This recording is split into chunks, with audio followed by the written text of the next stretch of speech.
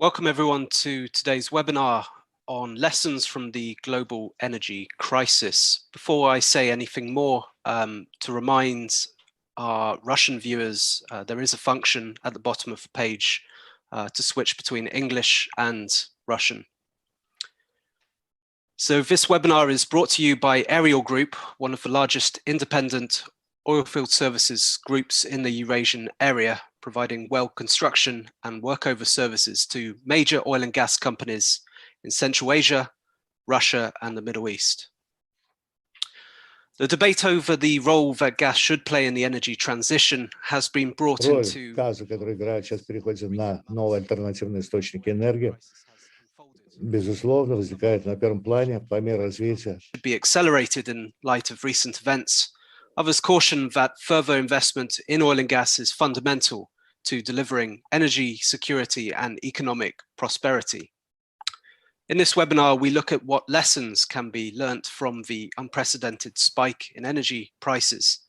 Joining this crucial discussion are Ronald Smith, Senior Oil and Gas Analyst at BCS Global Markets in Moscow, James Henderson, Director of the Energy Transition Research Initiative at the Oxford Institute for Energy Studies, and Leonid Grigoriev, Professor of Moscow Higher School of Economics. My name is Joseph Murphy, and I will be moderating today's discussion. Viewers can also submit questions at any point during the discussion, and they will be addressed at the end. Please do so in the questions box rather than the chat box, and specify which panelist you would like to answer. So to start off with, Leonid, if I could turn to you to kick off the discussion.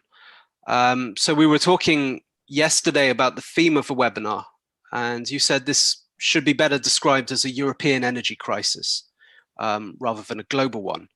Can you elaborate on that? And in your view, what lessons can be learned from the crisis? Okay. First of all, there is no global energy crisis. We have happy recovery after pandemic and recession 2020. United States are okay. China more or less okay with some problems. It always have problems, but never nothing happens. So basically, we have European energy price problem. Period.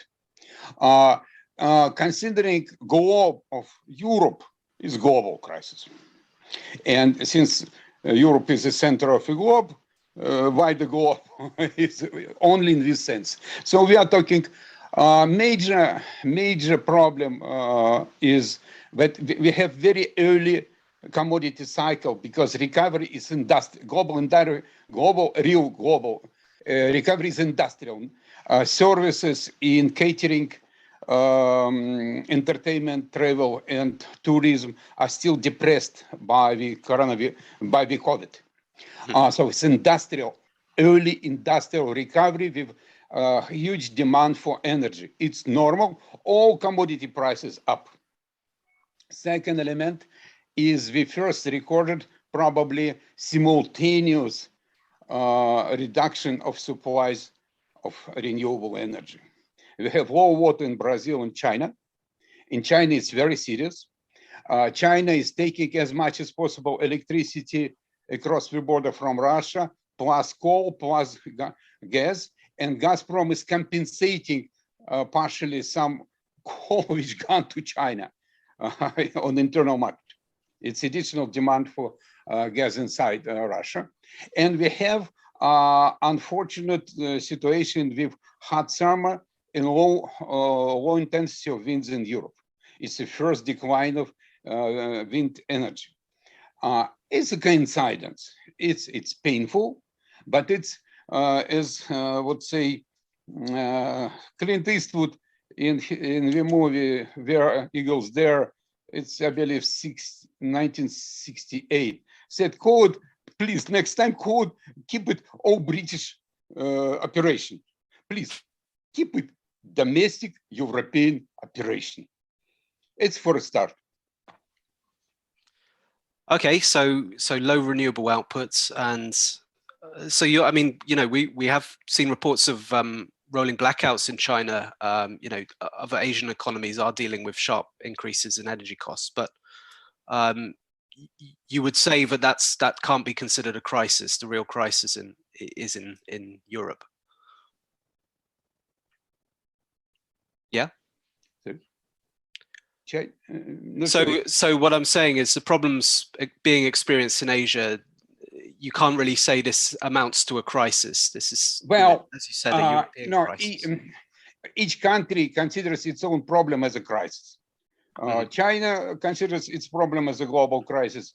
European considers its problem as a global crisis. That's understandable. What probably should be taken into account, one point in your list is missing. Let me add a bit of information. The price for gas on spot market in the beginning of 2021 was roughly 100, 150 after the hike in Japan.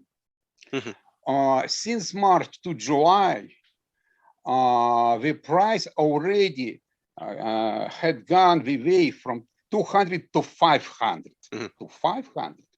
And it was connected, as it's obvious, with the diversion of LNG flows from United States and Qatar to China and to Asia. I believe American export to European Union in March was about 3.9 BCM. In July, 1.3, 3 times down. Nobody mentioned any problems. It wasn't a global crisis. People waited for better times, but it was the events in the fall of 2021 was based already on 500 pillow. And as far as I understand, we observe the decline of consumption of natural gas in European industry. In September, about -5%, in October, about -12%. And it's already, the decision was to be made much early when forwards of October. It was made probably in August because of $500 per 1,000 cubic meters. It's unbearable price, say, for fertilizers. So we observe the price blow on European industry, which is forgotten, absolutely forgotten from the picture. The idea of a cheap gas after liberalization was partially to boost the competitiveness of European manufacturing, especially based on gas, in competition with China for obvious reason, and the United States, which has cheap gas, but it's too far. It's too far when it's 100.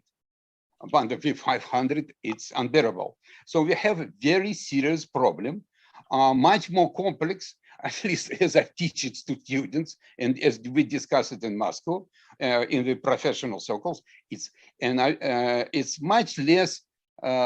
We here don't touch all the political and emotional side of the issues, but it's much more serious than just wind down. Most of countries have had some problems with winds before. I remember Danish people presented in Moscow the graph of supplies of wind energy in January, and we had 4 hours stoppage in mid-January, 4 hours. I asked, what is it? Still in Scandinavia, because we have perfect connection to Sweden, Norway, and Germany resources, wind resources. They said, no, it's storm. Even a good storm may stop wind energy. So the problem of coexistence of supplies of renewables, the backup, whatever, I don't care what, people doing a very different thing for backup. For historical reasons, some fossil fuel works as a backup in many countries. That's a real problem. So and now comes the transition, and the transition, new objectives for 2030 are very tough, and very serious in terms of technologies, and very serious in terms of required money. So problem of European Union now is obvious. You need to make the path for transition. I welcome it because I was the person who brought all the green ideas to Ministry of Energy of Russia 20 years ago. And I was the chairman of WWF Russia for years, and now on the board of trustees. So I perfectly support all the green agenda, but I'm an economist. Let's count money and let's count backups. For now, we don't have energy crisis for once in Europe, for one simple reason. There is no people frozen. Energy available. It's expensive, but it's available. Since you put the issue of storages on the first line, I will put it in the last. But since it's the first, okay, first it's the first time if when storages ever came to the picture of pricing. It's American tradition to use, but again, it's market. That's people playing, making money. We are genius this year. This story will come in history of economics to Kinderberger's medicines as a gas Klondike of 2021. On the same level with tulip pyramid in Holland in the 16th. It's unbelievable how people created the forward in October for November for $1,000 for 1,000 cubic meters in the situation there is no deficit of supplies. Nobody is frozen, and the only problem it's low storage in the relation to some previous measures, and problem cannot physically came earlier than in 3 months. And there's a lot of measures and channels to supply Europe by energy till February. It's still forward is coming in October for November, and we give up and say, oh, that's market, that's unbelievable, somebody did something. It's a huge panic, but it is panic based on $500 per cubic meter. And from $500 it started to panic. That's probably enough for the introduction from one Russian. Keep it a British operation. And James, if you could provide a longer term perspective on what lessons should be learned from the crisis. I understand that you were at COP26. What was your sense of how governments generally position gas in their energy transition strategies, and whether their policies are set to shift in light of recent events?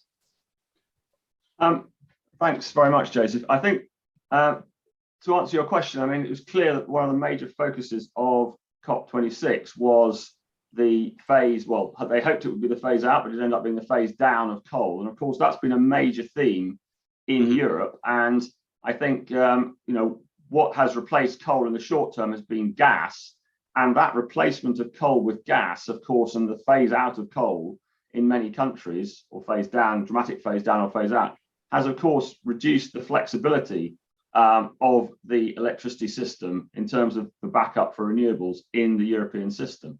And to Leonid's point, I mean, whether we call this a crisis or not, it's certainly a global issue, because as we know, Europe is the balancing market for LNG, and many European countries, I mean, the UK where I live in particular, have come to rely on the LNG markets for as the source of flexibility. And of course, what we're seeing now is a kind of combination of all these factors coming together, allied with also the fact that Leonid raised around the increase of renewables in the system.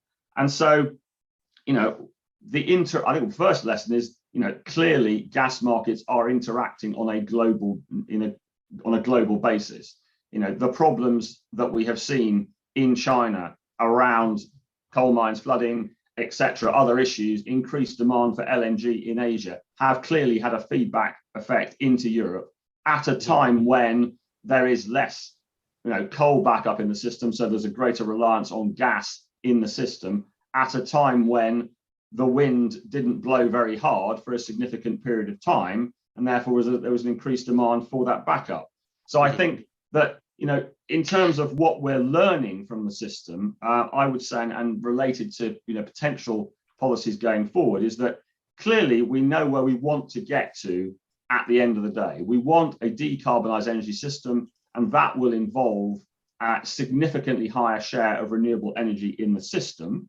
And when we get there, we will hopefully have backup in the form of batteries and other forms of storage that can provide the resilience to the system that we need. However, and I think this is one of the, I wouldn't say it was an overt message, but an underlying message from COP26 was clearly the transition is a journey, and we're only some way down that road at the moment. And while we're going down that road, then gas clearly is going to have to play a significant role. And one of the problems we have right now is balancing the incentives for gas producers and gas-fired power stations to actually invest, to be available to the system when we need them now, because they're obviously concerned that in the longer term, they won't be needed because the system will change to a decarbonised future. So I think we are in the midst of this transition process now, which is difficult to manage, and which I think one of the lessons is, which will involve a significant amount of volatility, because there are these complex issues which cannot be resolved necessarily on a short-term basis when external shocks occur. And we've seen some external shocks. We've seen a cold winter which led to lower levels of storage. We've seen low levels of wind. We've seen issues in Asia which have increased gas demand. And of course, we've seen the overall theme of the recovery from the COVID-19 pandemic, which has also increased energy demand. So all these things have come together. I think, if I had an overall lesson, it's that we are going to need, and policymakers need to think about what the role of hydrocarbons, but particularly gas, will be over the next 10 to 20 years in this transition process, and whether they can rely on markets or whether there's a greater need for long-term contracting. Of course, there's been some conversation about strategic storage as well. I'm not sure whether that is the right answer, but at least incentivizing storage in some form or other within a market context for the next decade or so, at least, while we continue to work our way through the transition process and move towards what we all ultimately want, which is a decarbonised energy system. So that's where I conclude for the time being. Okay, and on a EU level, do you see gas being? Do you see any kind of shift in to looking at gas more favourably? So of course, one thing that's coming up is the issue of EU taxonomy of what is classified as sustainable, and I'm sure you've read the media reports that the EU is looking to classify gas and also nuclear as sustainable potentially, and you have several blocks of countries really pushing for that for both fuels. Yeah, no, I think that's an interesting question. I mean, ultimately, of course, gas is part of the problem, not part of the solution. I mean, at the end of the day, gas is a carbon emitting fuel. So I think that in the taxonomy, I'm sure there'll be words around abated gas. I mean, there'll be some form of gases, I'm sure, in the taxonomy. And it's an interesting debate around nuclear. I'm not a nuclear expert. I mean, I think that nuclear will have an important role to play as well, albeit with its own kind of obviously waste disposal issues. But I think that, there needs to be a realization from policymakers that gas certainly has a role during the transition process. I mean, there's always been this talk of being a bridge fuel.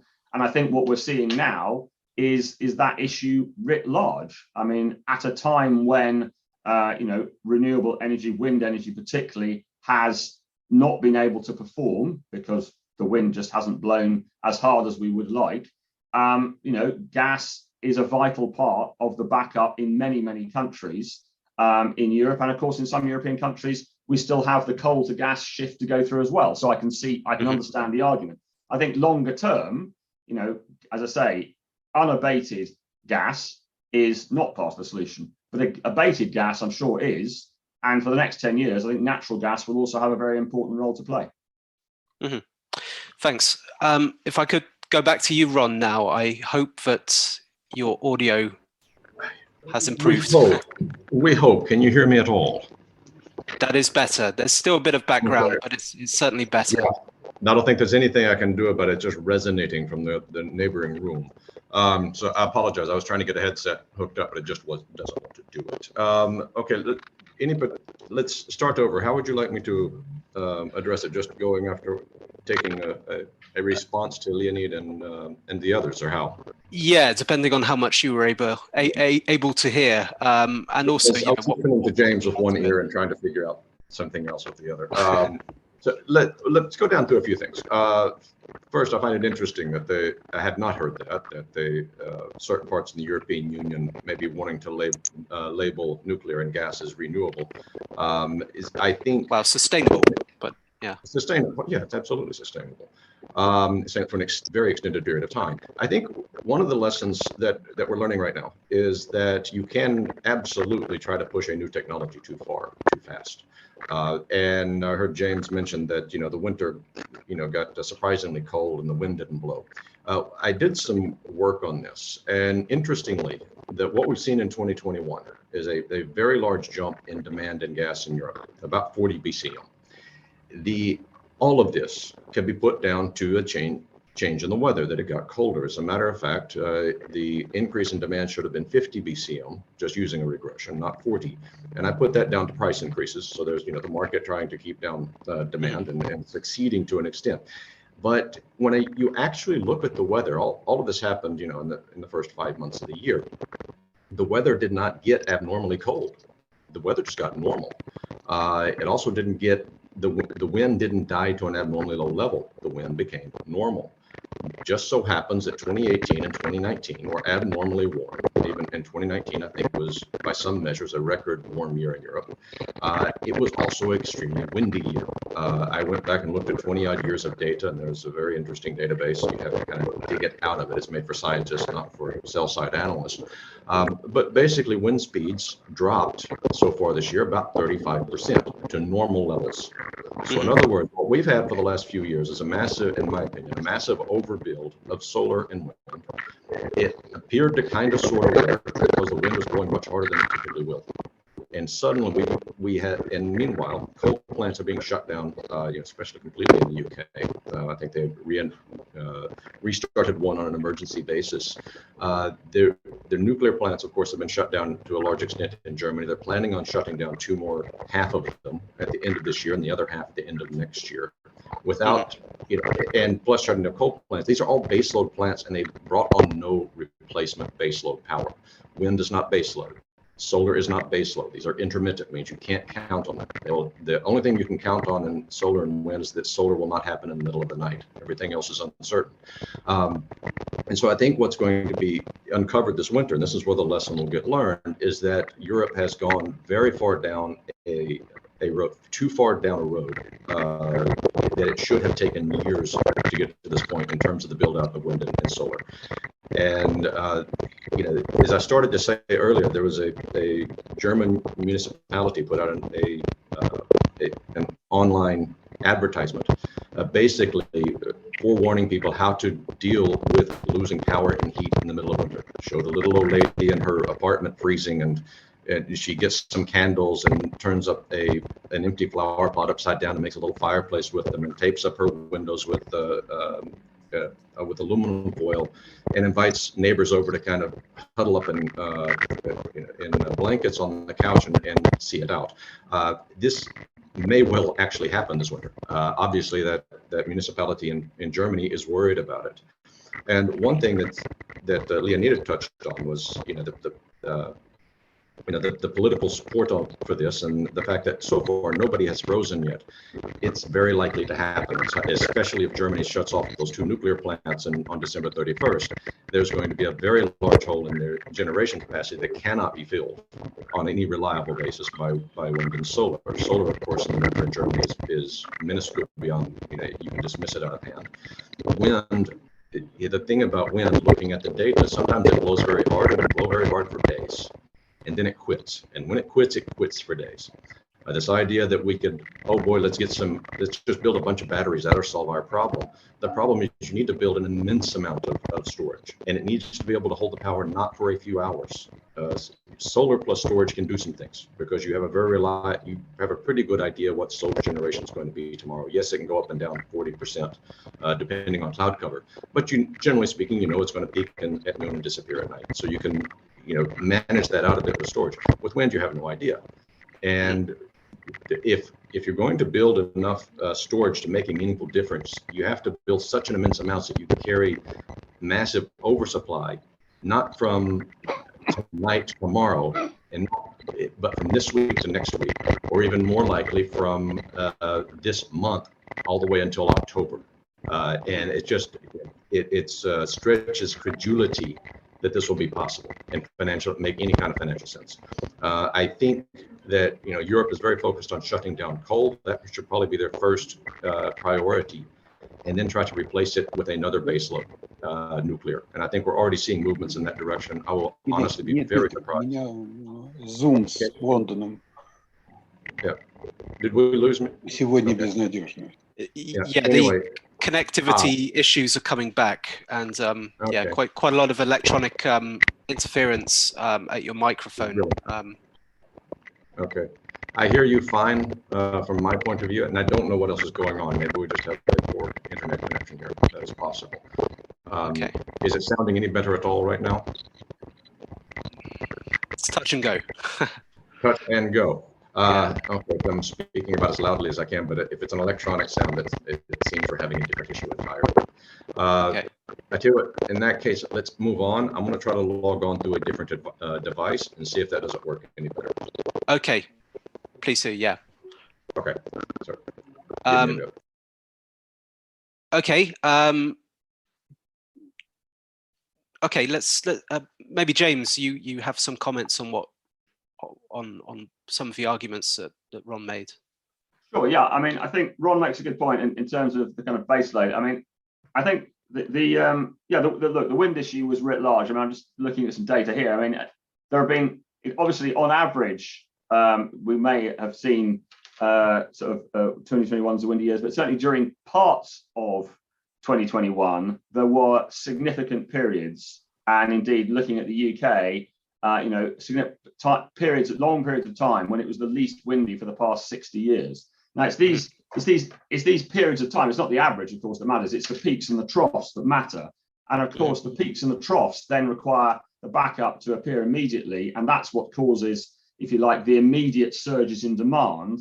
And I mean, Ron makes a very good point about getting rid of coal, and my point about gas becoming the kind of backup in many countries because it displaced coal, obviously for environmental reasons. And you combine that, obviously, with all the other issues that then occurred around the global gas market and our reliance on LNG, and of course the fact that Europe is only really the market of last resort for LNG. I mean, LNG tends to arrive in Europe when it's not wanted in what are seen as the premium markets in Asia. So the combination of these factors and the point that we have become in certain parts of Europe increasingly reliant on renewables, and we don't have at the moment the storage capability to provide that backup for renewables, and therefore we're relying on gas. Has all these factors have kind of come together to create the issues we have now. And I think the point being that in our reliance on markets, we have to accept,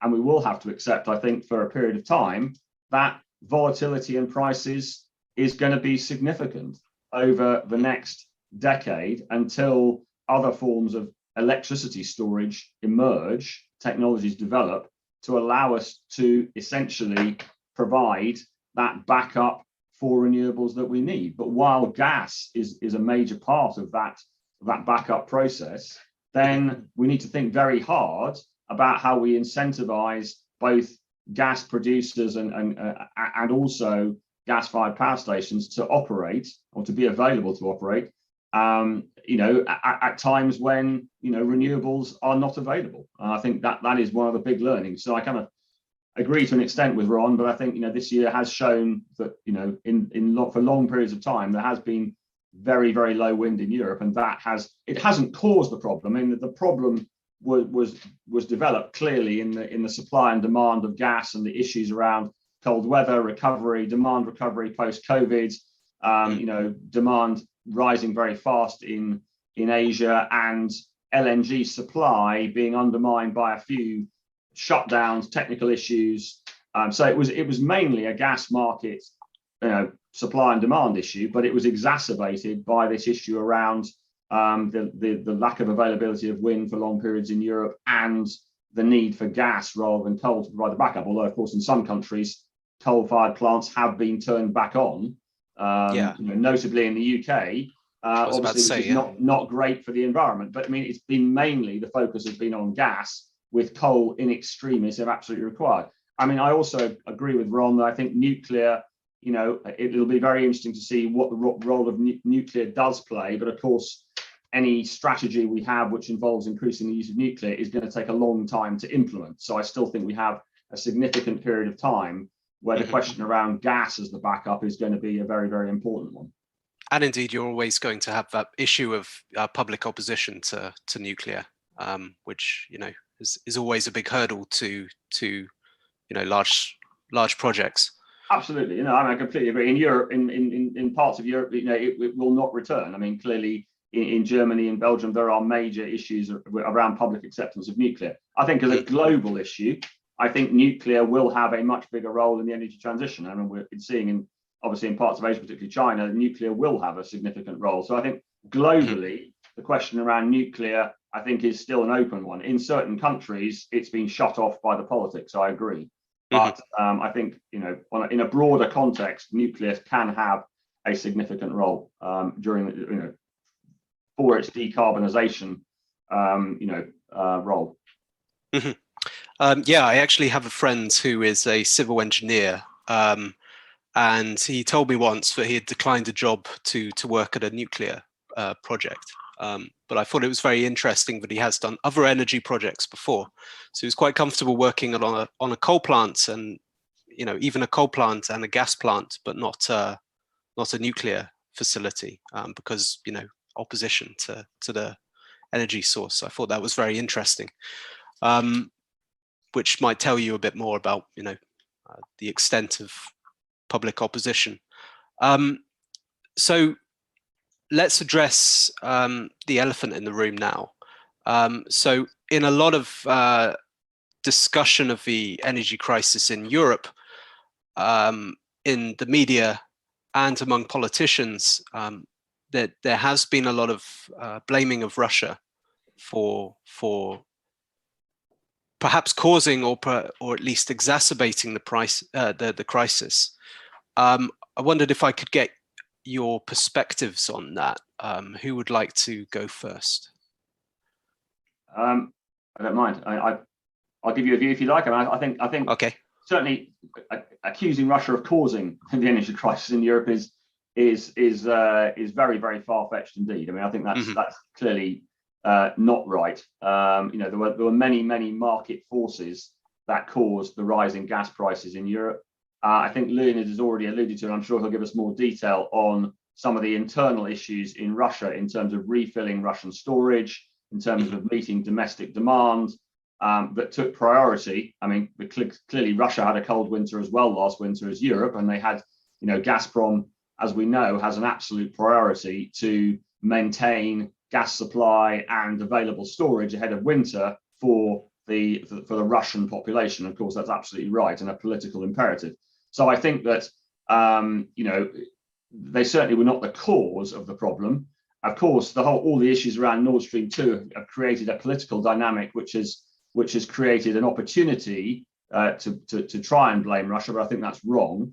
I think obviously Russia has benefited from the situation, and just because prices have risen, and I'm sure perhaps Gazprom has enjoyed the fact that there have been higher prices and has been able to recover some of the losses it made in 2020 in 2021. I think the question now is whether Russian gas is going to be increasingly made available now storage has been filled and domestic requirements have been met internally, whether more gas will be made available to refill storage in Europe and to make more supplies available for Europe. perhaps on the electronic sales platform.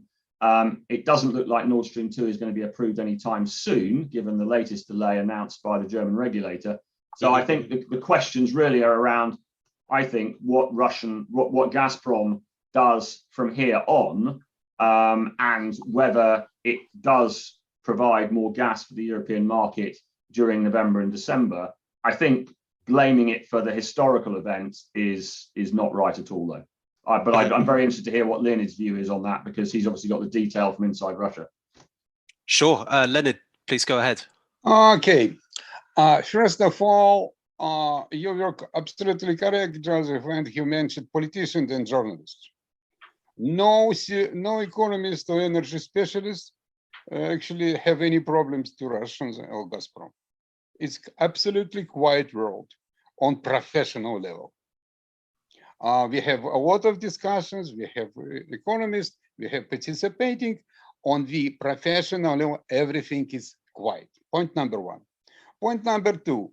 Europe consumes roughly 540 BCM a year.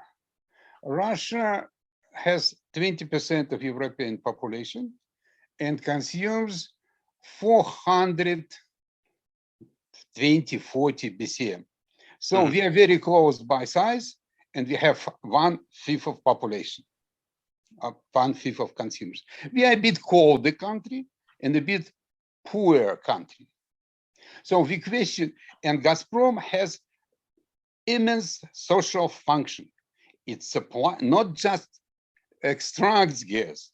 It has the obligation, absolutely undiscussable, to deliver this gas from whatever place to cold north of Russia in this winter as before. So you may say Gazprom has two huge contracts.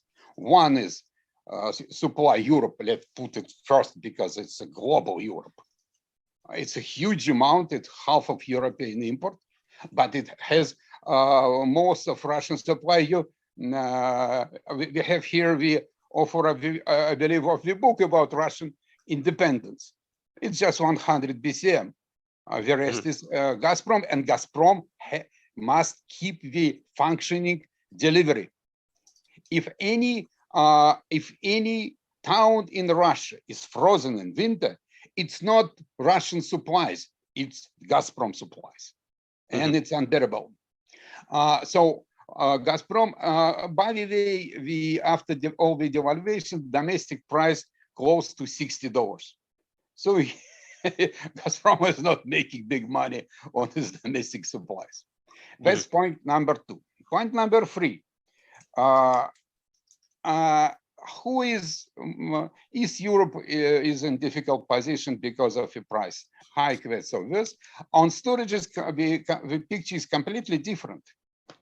Poland, for example, close to full capacity on storages. Italy, not bad. Who is down? Three countries: Austria, Germany, and the Netherlands. Believe me, they are completely safe.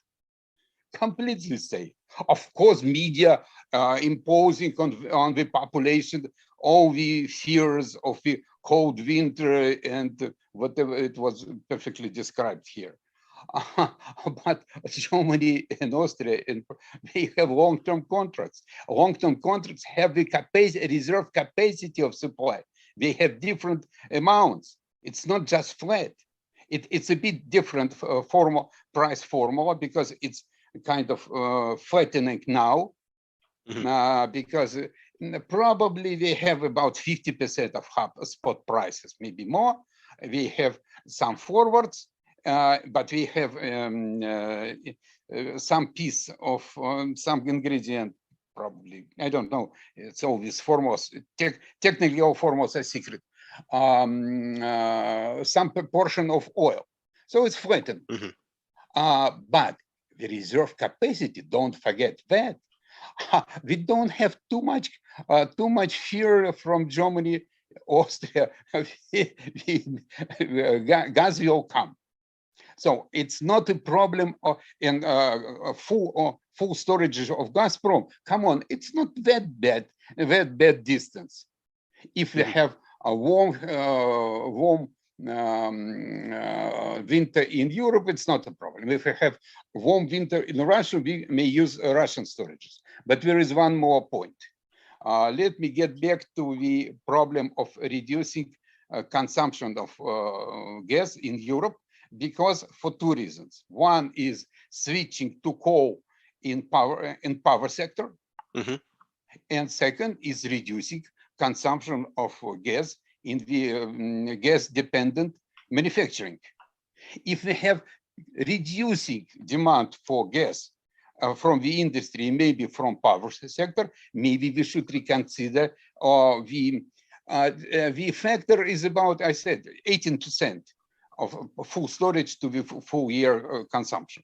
But if consumption will be not that high, not in the freezing houses, but in the industry and in power sector, maybe we should look carefully. But believe me, Germany is perfectly protected by long-term contracts. And nobody is narrow. So there is no European storages. These storages are belonging to companies, to countries. Germany will supply it by countries. Whatever happens, as soon as Gazprom and Russia operating in the normal situation, I don't see any problem on that side. On the political side, I'm an economist. I'm avoiding as much as possible, hiding myself behind jokes and proverbs. The only proverb suitable for that case, you cannot have cake and eat it at the same time. I would suggest to calm down the media, because what happened on today's 25th, what happened on 16th of November? A German regulator delayed registration of Nord Stream certification. Okay, I don't care. Okay, what happened? Prices jumped 16%. Check me, maybe wrong on on decimals. Okay, if it registered, that would be down, we presume. Maybe I'm wrong, but probably it would be down. Okay, if prices are jumping on non-registration, what do you have? What do you want from us? Period. Thank you. I'd just like to remind viewers that you're welcome to submit any questions you have in the Q&A box. Thank you, Leonid. If you want my answers on our question, it's very simple. European Commission did everything well. European Commission never would recognize anything done wrong in any case, and will continue as it is. I believe it. Okay. Ron, do you agree with that? And what was your general perspective on Russia's role in the state of the market right now? In that sense, I hope the sound is better now. I agree with Leonid 100% that it's crystal clear. Okay, wonderful. I should have done this from the start. Go through the iPhone, not through the laptop. My thought on that is that, of course, it is somewhat ridiculous to blame Russia for the problems that Europe is facing now. The problem Europe is facing now is a combination of a natural cycle and trough situation in commodity markets, and a lot of their own choices in terms of the energy conversion, which I think were a bit rushed, shall we say, to put it politely, and practically nothing to do with Russia. But it does play very conveniently into Russia's hands, in the sense that obviously Russia, the Kremlin and Gazprom both would like to get Nord Stream 2 certified and launched. And it just happens to be being completed in a year when suddenly Europe is finding itself quite short of natural gas. So it all works well, but I don't think that Gazprom has done a thing to make it worse, or at least if they have, if they've played on the margins, it's definitely been there on the margins. The major problems are all pretty visible, and so far they have met all of their contracts. So as Leonid said, none of the professionals have any problems. It's just politicians and newspapers. But to go back to the political point, and to pick up something in the first section, which I wasn't really able to finish. So far, the average European voter has been very supportive of the energy conversion, the broad idea. I think this winter, it's very likely they're going to get tested in that commitment, because it's one thing to think about it in abstract. Yes, we'd all love to save the earth. It's going to be a completely another thing when they're sitting in dark and freezing apartments. And one thing I do have to disagree with a little bit with Leonid. I think there is very much a chance that will actually happen this winter, and the low storage is a good bit of the reason. And it won't happen early.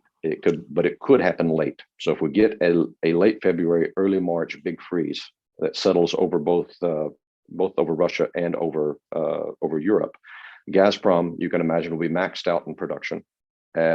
Europe will be pulling, obviously producing all the gas it can, which isn't that much anymore, and they'll be trying to pull all the gas they can out of storage. Well, the problem is storage will be low, and the lower storage is, the slower the extraction rate. And so it is quite possible that we'll actually be running short of natural gas. The big issue we'll have to find out is when this theoretical cold front hits, will the wind blow or not? If the wind blows strongly, they'll probably make it through. If, like last February, the wind dies along with this massive cold air, then you're going to almost certainly see blackouts through Europe. Especially if Germany shuts down those 2 nuclear plants on December 31st. And at that point, I think the whole political situation could change quite radically. I thought it was interesting how quickly the UK brought up the idea and approved it, apparently over a weekend, to start restart construction of a major nuclear plant that had been stalled, and to suddenly commit to a number of smaller nuclear reactors. This happened extremely quickly. I thought it would take months at least of debate, even once the situation became crystal clear. Instead, they did it in a day and a half or 2 days, apparently. I think that conversation is likely to be happening across Europe come next summer, and we'll see what happens. And for God's sake, I hope nobody freezes in the dark this winter. But it seems like it is there's a very good likelihood it will actually happen sometime in the relatively near future. It all depends on wind speed and temperature. Mm-hmm. I mean, you've correctly said that Gazprom is meeting all of its contracts, but at the same time, it's not letting that extra supply out on the spot market as it's typically done. That's the problem. That was my question. Yeah. Do you think that Gazprom is at its production capacity? Does it have the gas to send? Yeah. Can it send anymore? Yeah, the numbers for October, where they were producing about 1.44 BCM per day. Their absolute maximum, the company said 2 different numbers. It's either 1.5 or 1.55. In either case, those are peak production numbers that cannot be sustained for any length of time.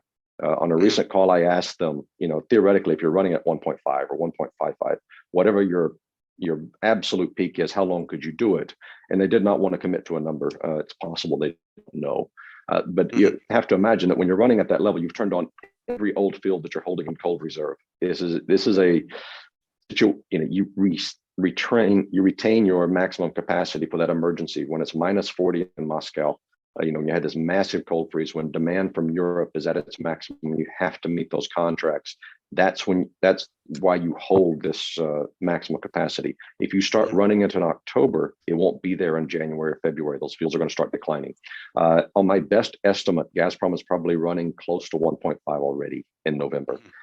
I don't think there is any extra gas to put into the pipeline system. It's into Europe right now. Mm-hmm.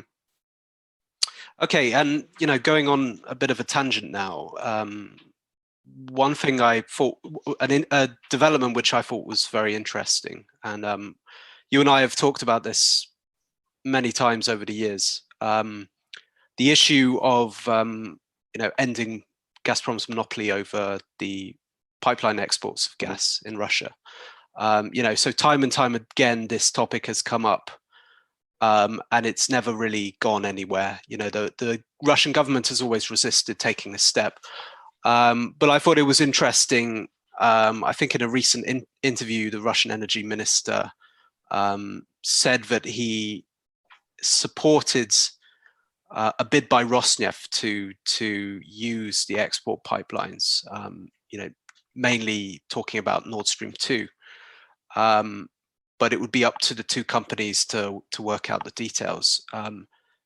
What do you think of that development? Is this a game changer, or are we just seeing the same thing we've seen so many times? Yeah, I think this is a decision that's being held in reserve right now. When it was Sechin, the CEO of Rosneft, wrote a letter to Putin, I do believe it was July or August, once again suggesting this, that they'd be allowed to export 10 BCM per year to Europe. Rosneft, for I think 3 years now, has had a contract with BP to do just that. It's already got it pre-marketed. I do believe the prices would be done at spot or one-day forwards or some tied to market prices. And so they were once again asking to be allowed into the system. And what Putin did was turned around and passed it back down to his ministries to say, I'd like to hear your opinion. Mm-hmm. And they've come back to him. And at this point, it's apparent, quote unquote, is still under study. My assumption is, and I have no information on this, this is just merely trying to put two and two together, is that this is being held in reserve as a potential concession in getting Nord Stream 2 put online. I could be wrong on this, but it is possible that they'll say, okay, if it's required to certify, we will allow some third-party access to Nord Stream 2 and let's negotiate. Mm-hmm. So it is possible. If you had asked me the same question 6 months ago, I would have said that the chances of the independents getting any access are not zero, but extremely low in any 12-month period. Mm-hmm. At this point, I think the chances are closer to 30 or 40%, which is significant. Mm-hmm. Also, remember, one thing that Rosneft has is 2 new fields that it's launching. The second and third stages at Rospan and then Harampursky. Mm-hmm. These are 2 very large fields. They're going to add, I think, in the next 12, 24 months, 10 to 15 BCM of at least of additional production capacity, which is obviously they're thinking put some of that in the pipeline. But also Rosneft each year the last several years have been buying Gazprom gas to supply its own domestic customers.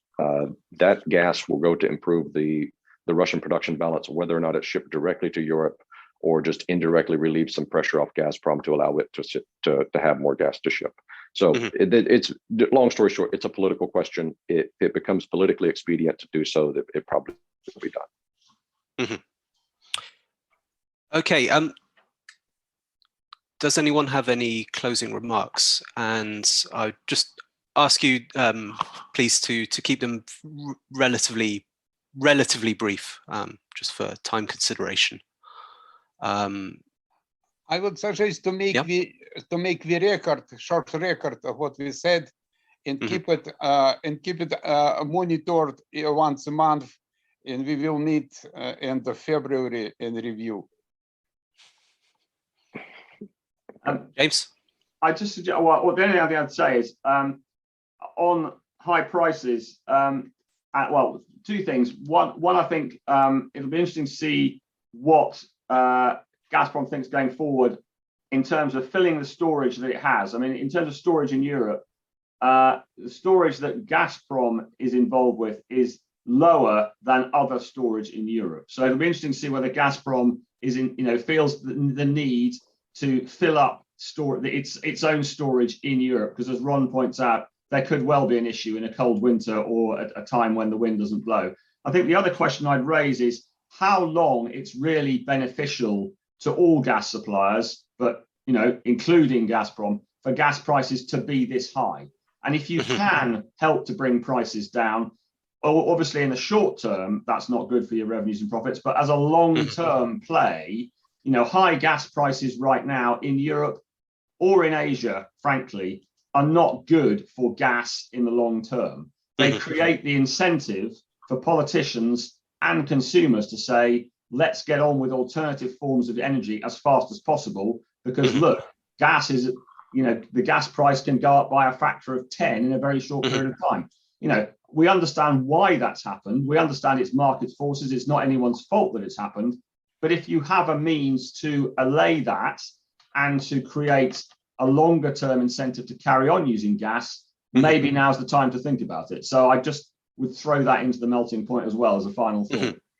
Yeah, and even on a just purely commercial scale, the sustained high prices that's going to lead to some demand destruction.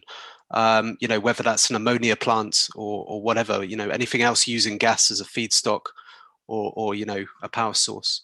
Yeah, I mean, it'll lead to demand destruction in the short term, and whether it'll lead to fundamental long-term demand destruction from ammonia and fertilizer plants, I don't know. I suspect not. I mean, they just obviously they can't afford it. They turn themselves off and they come back when they can afford it. But I think the fundamental point is, you create the incentive, as I say, for politicians and for consumers to think over the longer term.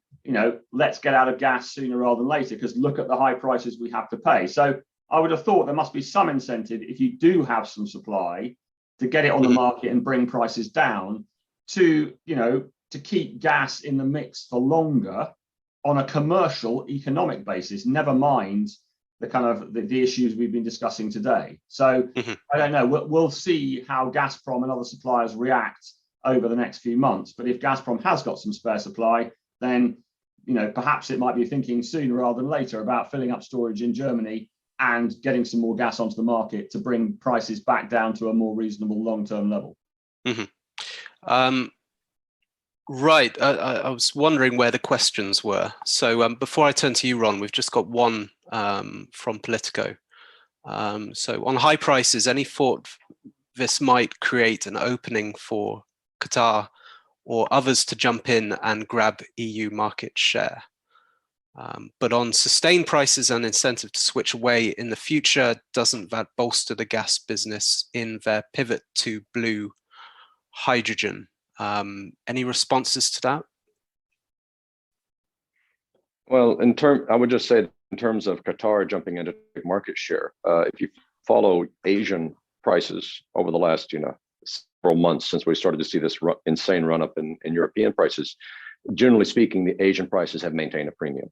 The arb has remained open, or at least has been at parity, such that no one's been incentivized to take gas out of Asia and send it to Europe. So Asia needs the gas as much as anyone else, and so that there is this LNG shortage is indeed global. 12 months ago, I absolutely would not have predicted we'd see this any type of real shortage short of 2023. It only came 2 years early, 2 or 3 years early, and I wouldn't have expected it to be this deep. But the shortage actually started in Asia back with the big cold snap back in December of last year. And that started pulling gas out of Europe, and when storage was massively overfilled in Europe just 12 months ago. And so this whole ball started rolling there. So I don't think that there really is no threat that Qatar would jump in to take market share, because they're getting more money sending their gas to Asia right now than to Europe. Yeah, so the priority remains Asia. Okay, no more questions. In terms of blue hydrogen, just to answer that question. Yeah. Blue hydrogen obviously has a problem, because blue hydrogen is basically methane, which is being transformed into hydrogen and CO2. So I mean, the price of methane being high is not good for blue hydrogen. If anything, it incentivizes you to accelerate the production of green hydrogen, though there are a lot of issues around green hydrogen in terms of availability of electricity and the size of electrolyzers and the cost of electrolyzers. But I think, unfortunately, a high price for natural gas is not good for blue hydrogen, because natural gas is the main input to make hydrogen that we call blue from, obviously steam reforming of methane. Okay, Ron, any closing remarks?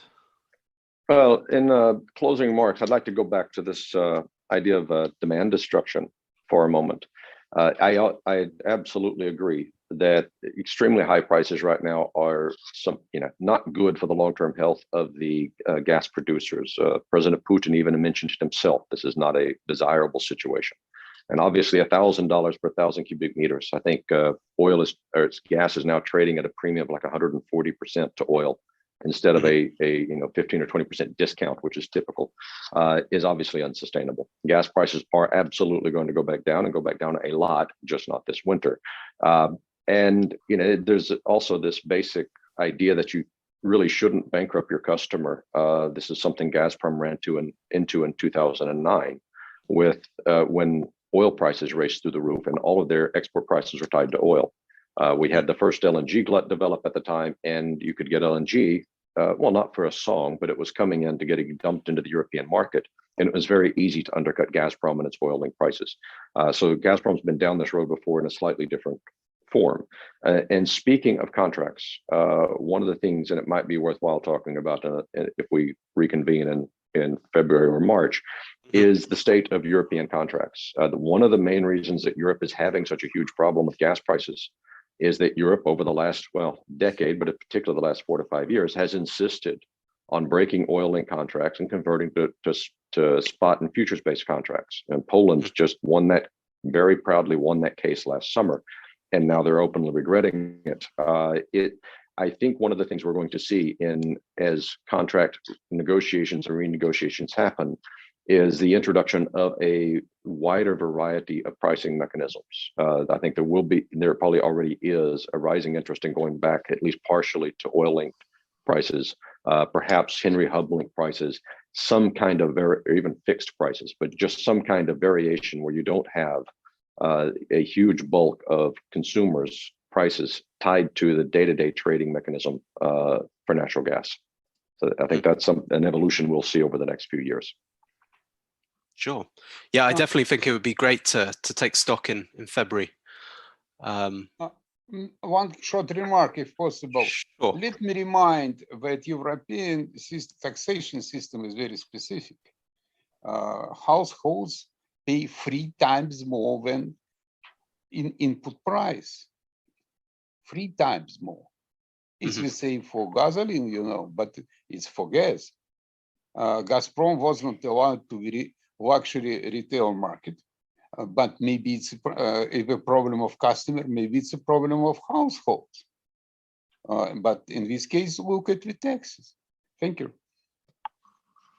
Good point. So thank you to our panelists, and of course, thank you for everyone that tuned in to our webinar on lessons from the global energy crisis. This webinar is brought to you by Ariel Group, one of the largest independent oilfield services groups in the Eurasian area. Thank you, and see you in the future.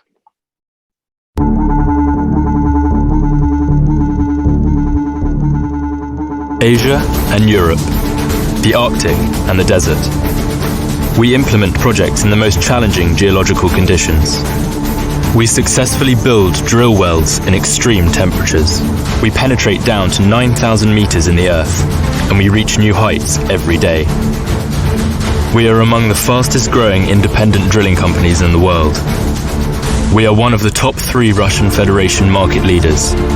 We are Ariel. Ariel specializes in horizontal drilling and the construction of controlled directional wells. We can work in extreme temperatures and abnormal formation pressure. Our experience in implementing projects in various regions around the world allows us to quickly adapt to new geographic, infrastructural, and regulatory features of working in different countries. Ariel has offices and representative offices in many countries around the world. Ariel's drilling rigs are localized in places of active and potential hydrocarbon production and are concentrated in 2 areas, south and north. This makes it easier to move equipment and mobilize tool rigs for new projects. We have one of the youngest and most technologically advanced drilling rig fleets for oil and gas well constructions. From mobile to unique, super heavy rigs with a load capacity of over 600 tons.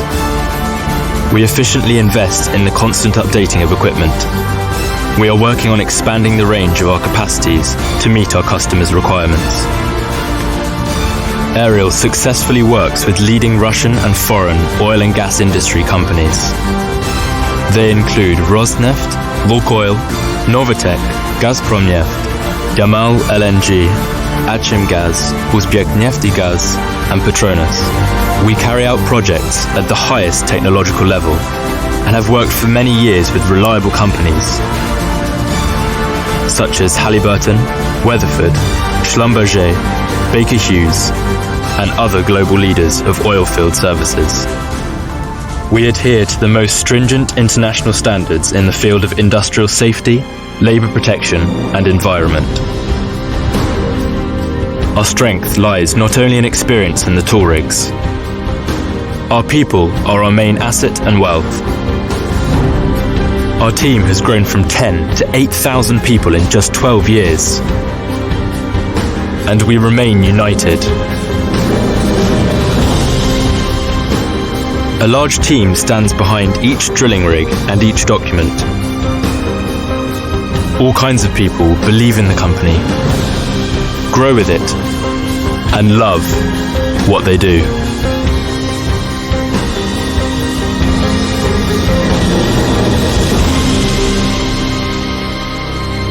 Ariel, with respect for tradition, care for people, at the forefront of technology.